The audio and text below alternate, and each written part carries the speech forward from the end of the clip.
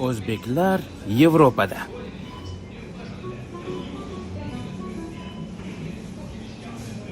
Qishlog'imizda bunday joylar yo'q edi.